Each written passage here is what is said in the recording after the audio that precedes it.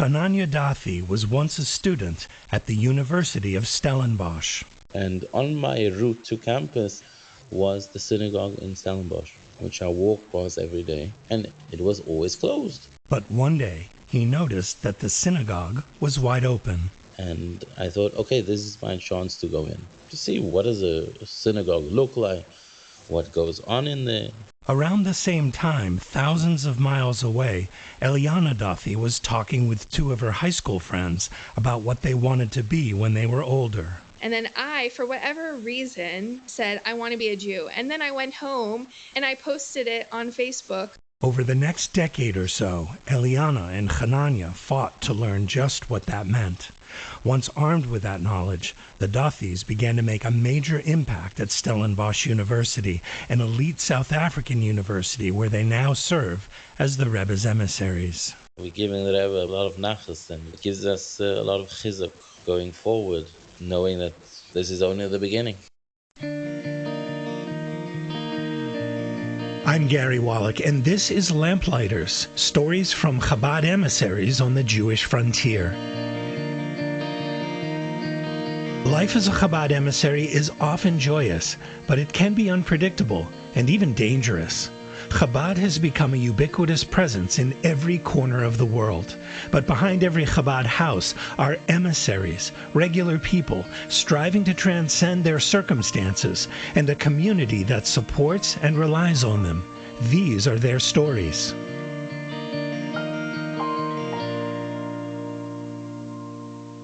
Back to our story in a moment, but first I'd like to tell you about a great opportunity. You can partner with Lamplighters in sharing stories of Chabad emissaries doing amazing work all over the world. Please consider dedicating an episode. You can email us at podcast@lubavitch.com to explore dedication opportunities. That's podcast@lubavitch.com. You can also let us know how we're doing and about the shluchim you think we should consider for upcoming episodes. Please rate and review Lamplighters to make it easier for other podcast listeners to find us. Lamplighters is a project of Machne Israel, the social services arm of Chabad Lubavitch.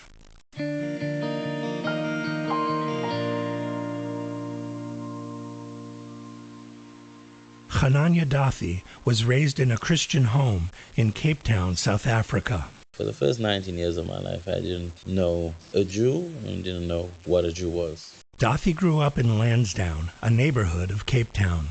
I'm quite sheltered. My parents didn't want me to be too influenced by other people. But things didn't quite turn out that way, did they? Yeah, exactly.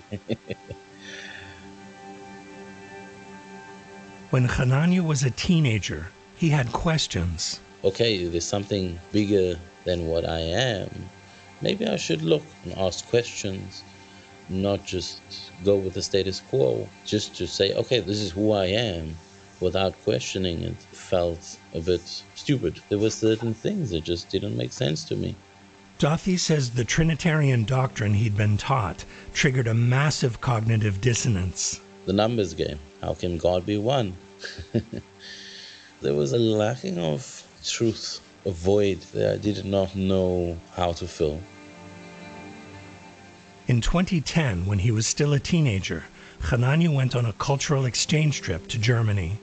He had known that his father's father was German, but one of the things he learned on that trip was that his grandfather was a Jew. Dathi had to learn more, so he consulted with Rabbi Google. What does it mean to be a Jew? What is Rosh Hashanah? What is Shabbos? All these things. When Dathi began his studies at Stellenbosch University, these questions lingered. The answers started coming when he walked through a door that was left wide open. 8,000 miles away in Jacksonville, North Carolina, Eliana Dathi was asking questions of her own, stemming from negative experiences she'd had ever since she began Sunday school in a local Baptist church. And every time I asked these questions, I found myself getting either a roundabout answer or they didn't know. I'm like, something's not right here. And I despised it.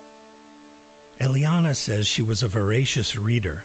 When she was 10 years old, she read Survival in Auschwitz by Primo Levi. It's pretty intense, but I also felt like I was reading about my people, but I wasn't a Jew. At least that's what Eliana thought. And there was this confusion within me, and I didn't have anyone to really speak about that with. All the while, tension rose between Eliana and her mother. And it was, well, you're in my house, so you need to go to church. And when you go to college, you can do your own thing. But as the years went by, Eliana's fascination with the Jewish people grew. One day, when Eliana was a high school junior, she talked with two friends. One of them said, "Oh, I want to be a dentist." And then the other one, I can't remember what she said. She said she wanted to be something. And then I, for whatever reason, said, "I want to be a Jew." And then I went home and I posted it on Facebook. It would be about a decade before Eliana would fully realize what that meant. In January 2011, Hananya Duffy began his college studies. He chose Stellenbosch University, where he'd pursue a management sciences degree. At the time, I didn't know anybody who was Jewish. One Wednesday in 2012, Duffy walked from his frat house to campus. And on my route to campus was the synagogue in Stellenbosch, which I walked past every day, and it was always closed. But on this day, the doors were open. And I thought, okay, this is my chance to go in, to see what does a synagogue look like, what goes on in there. There, Hananya talked with the Stellenbosch synagogue's gabbai, the first Jew he'd ever met. The gabbai told him the door was open on this weekday because renovations were being made. Normally, the doors were only open for Friday night Sabbath services. That was the only invitation that Duffy needed. Hananya attended services at the Stellenbosch shul for about a year, during which time he had become close to the community. He graduated in 2013 with a degree in business and finance. He returned to Germany the following year for work. Duffy's neshama was yearning to express itself, so he began to attend synagogue there. He began to teach himself how to read and write Hebrew, and he looked for answers to some of Judaism's big questions. What does it mean to be Jewish? What is Shabbos? What is a Mishnah? What is the Torah? It was mainly trying to find a connection to God. In 2015, after 2.5 years, Duffy's German visa expired. He returned to Cape Town and began to forge connections there and in Stellenbosch. Duffy attended his first Pesach Seder, run by two Chabad rabbis, Nissen Edry and Yosef Shapiro. And nothing could prepare me for a Chabad Seder. It was a life-changing event. And the morning after Pesach ended, one of the rabbis gave over some Chassidus. And it was the first time hearing Chabad Chassidus, showing what a neshama is. By this point, Duffy's neshama was on fire. He made more connections in Cape Town's Chabad community, including head shluchim Rabbi Mendel and Rebbetzin Avigail Popak, Bloberg emissaries Oshi and Zisi Deren, and Nissen and Ariella Goldman at the University of Cape Town. Rabbi Goldman was impressed by Duffy's single-minded determination, especially the time he and his wife celebrated Simchas Torah in the Chabad shul 12 miles up the coast, run by his brother-in-law, Rabbi Oshi Deren. And out of the blue, Hananya shows up for Hakafis. Now, Hananya's living Lansdowne Point, Sea Point. Either way, it's at least a 4-hour walk. I mean, I couldn't believe my eyes. I thought, wow, this guy's committed to the cause. You know, that was unbelievable. Especially because at that time, Hananya was under no obligation to walk on Jewish holidays. Meanwhile, Eliana Duffy studied at East Carolina University, earning degrees in political science and German language and literature in 2015. She began a non-Orthodox conversion process right after graduation, which she completed in May 2016. Eliana upheld a basic level of kashrus and attended synagogue regularly. She moved to Cologne, Germany to live and work in 2016. I was going to the services, felt like I was getting what I needed, It was the Friday night, and then a meal in the shul afterwards. There was challah, and then Shabbos day. And at a certain point, I found myself just like not happy with anything in my life. Who I was, where I was, what I was doing for my job, just like very confused. Because at this point I realized that according to some I was Jewish, but according to halacha, I wasn't. Eliana called a Jewish friend in Antwerp, Belgium, who was having his own struggles with religion. He invited her to visit Antwerp, where he introduced her to Chabad Shluchim Yossi and Chomi Weiss. This incredible couple, really, truly incredible couple. The Weisses invited Eliana and her friend for a Shabbos meal. And as soon as we walked in, she was like, "Hi, I'm Chomi," and I noticed immediately she was an American living in Antwerp. So I asked her, "Where in America are you from?" And she goes, "Oh, I'm from Crown Heights. I'm from Brooklyn." And her face just like lit up when she said that. And I said, "Oh, awesome. So I guess you love living in Europe now, right?" And she looks at me and immediately her face changes and she's like, "No, actually I don't." And I could not understand why. Because my whole life, kind of woven into the background, was a dream of mine to go live in Europe. And I was currently living a life that should bring me so much happiness, but on the inside I was dying inside. And she saw through that, because the next line that she said was, "Why are you here?" My husband and I are here because we're on shluchas, helping Jewish people come back to their heritage and to their roots. If it wasn't for the Rebbe, I would not be here. I would be in Crown Heights, in Brooklyn, with my family, but you're here for shallow reasons. Like, I was astounded. Eliana began asking herself deeper questions, and she sought deeper experiences. 3 months later, Eliana went to Israel for the first time on a 12-day birthright trip. There, she immersed herself in the religious community of Telstone. Her experiences there, and by the Weisses, led her to realize that there was so much more to Judaism than she had known. Eliana knew that something had to give.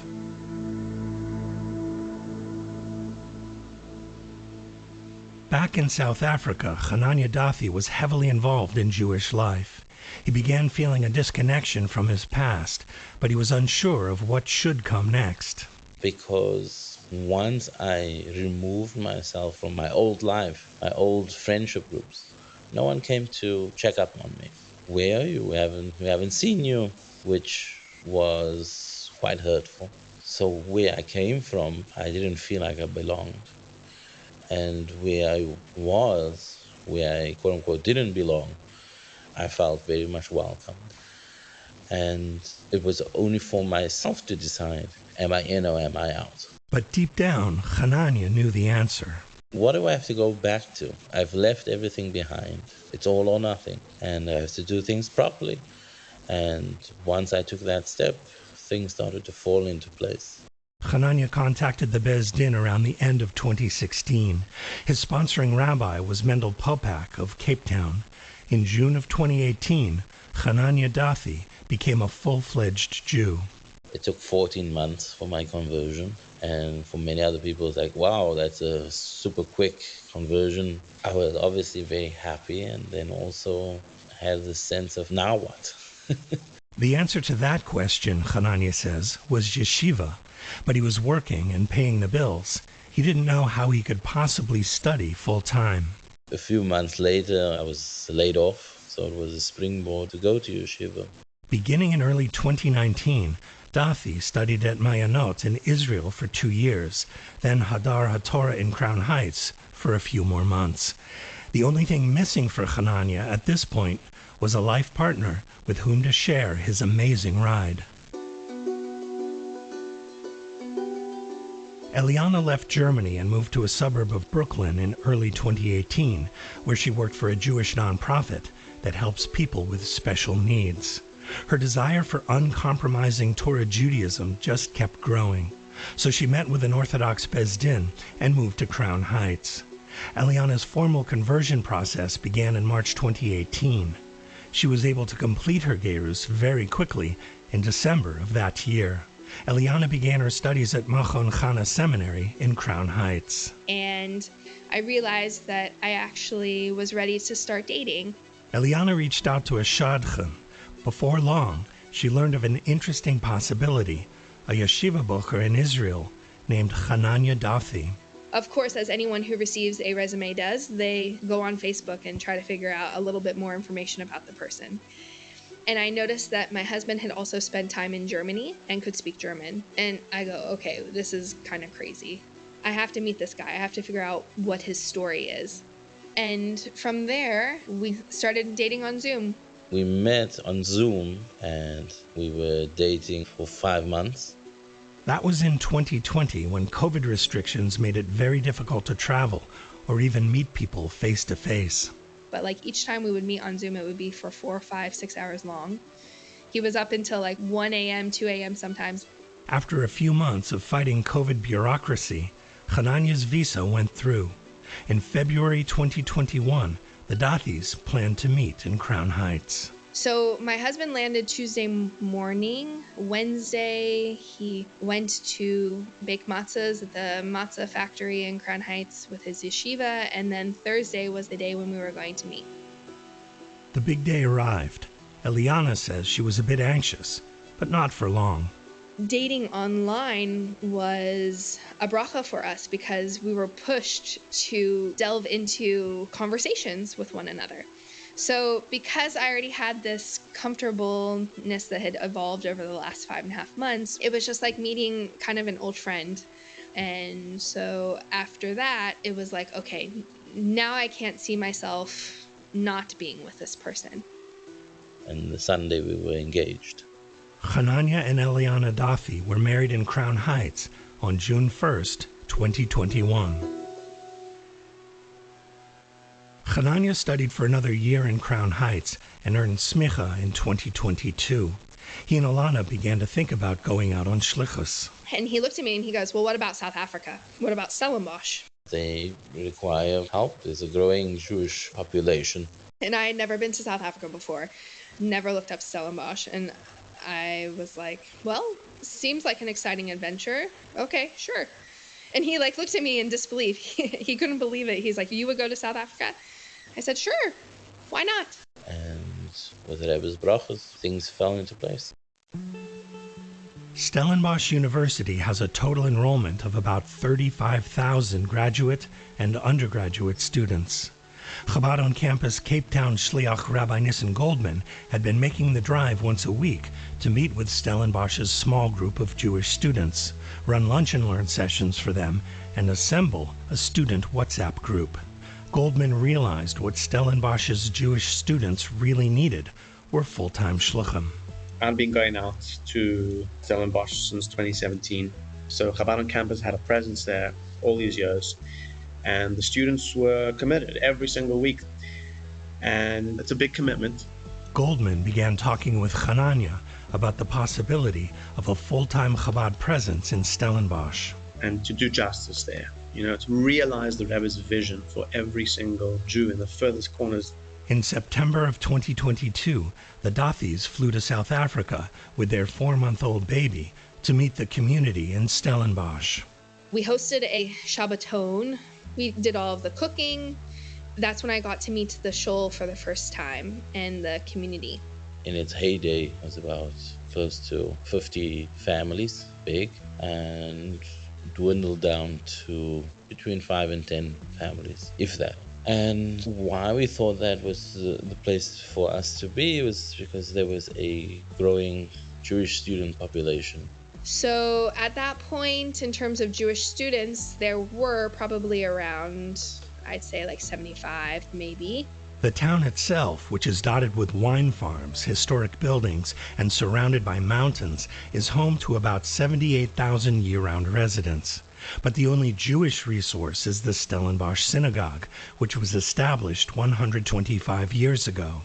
So the Dathis reached out to the shul committee. And we pitched the idea to them about a rabbi and family moving to Stellenbosch, Shomer Shabbos, Shomer Kashrus, and getting the Jewish students from the university involved. And they laughed at us. They said that's not going to happen. The students have been here for how long? They still don't come, blah, blah, blah, blah, blah. And you could tell that they were very bitter because here it is an old community, but yet there's Jewish students at the university and they don't know how to bridge the two. But they made it very clear from the beginning that they're not bringing us on as the official rabbi or rebbitzin of the shul. And we said, no, like, we don't want that. We want to work with you. And we want to help make Yiddishkeit flourish again in Stellenbosch. Eliana remembers conversations with the sometimes cantankerous farmers who asked pointed questions, like this one. You're from the city. Why would you want to come live in farmland? And I said, but you don't know that I was raised in a rural area in North Carolina. This feels like home. The only difference is that this has mountains.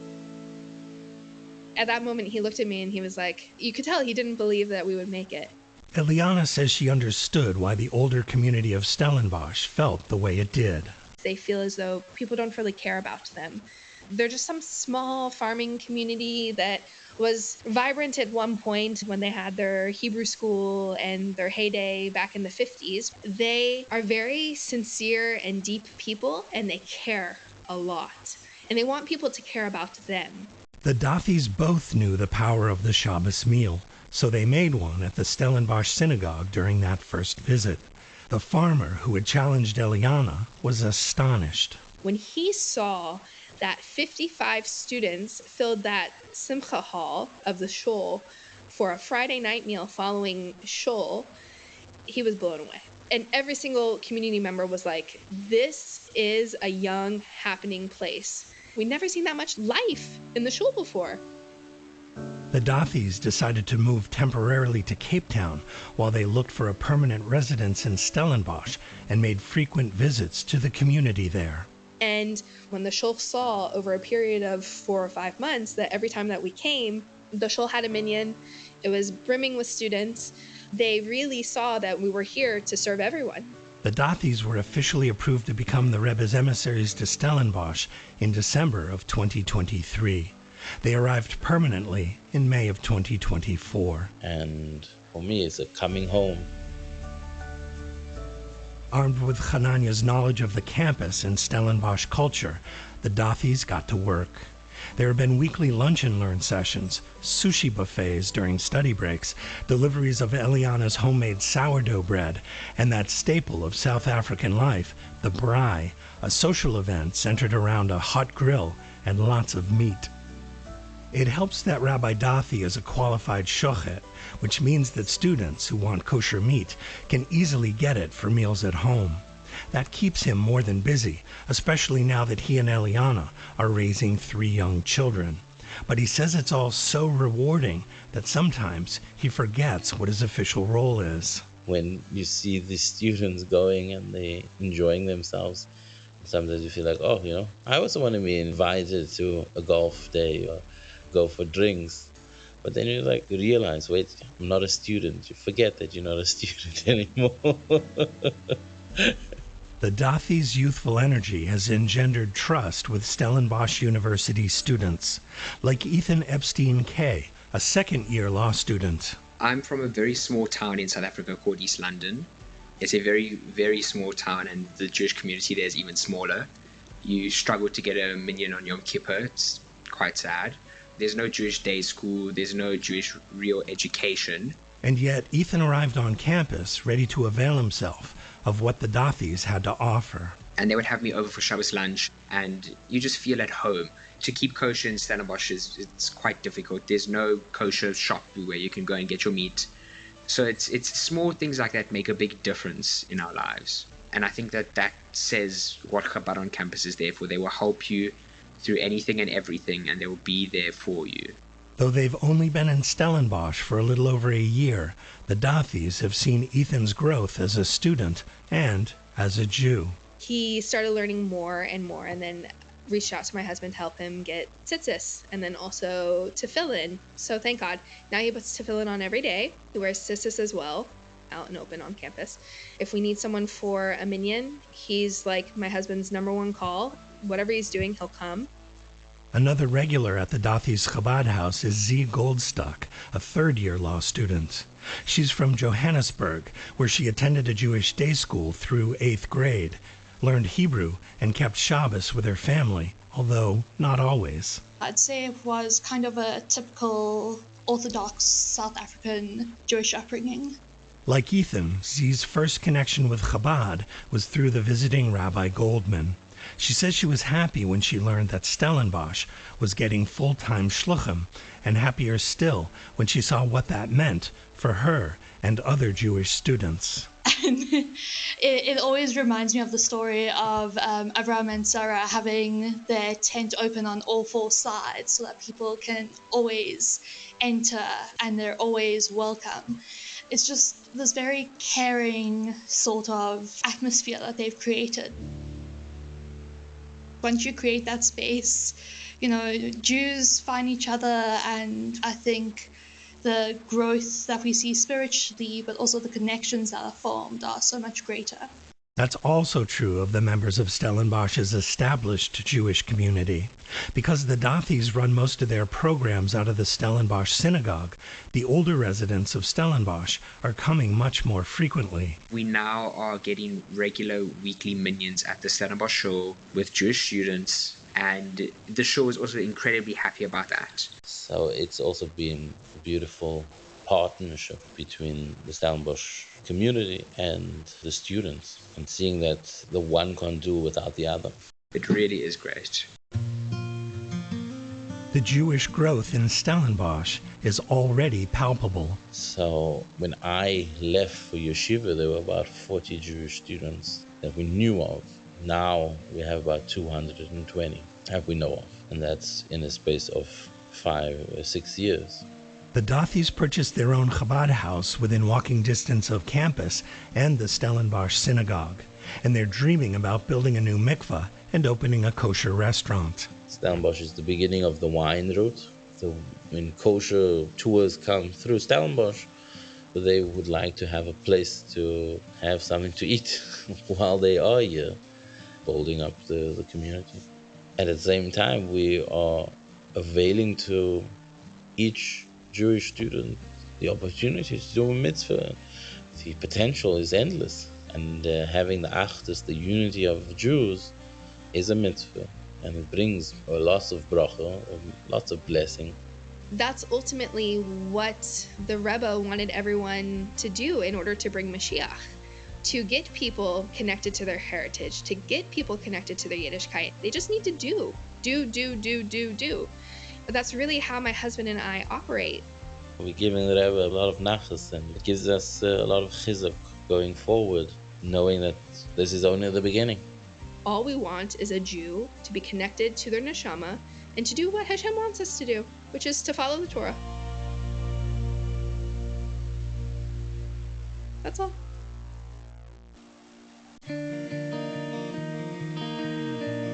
I'm Gary Wallach. Thanks for listening to Lamplighters, stories from Chabad emissaries on the Jewish frontier.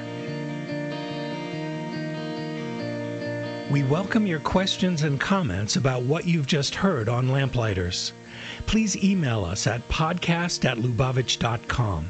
And if you know of a great story involving Chabad emissaries or the people they inspire, please let us know about them. That's podcast@lubavitch.com. To subscribe digitally to Lubavitch International Magazine or to receive it at your doorstep, please visit lubavitch.com/subscribe. Lamplighters is a project of Machne Israel, the social services arm of Chabad Lubavitch.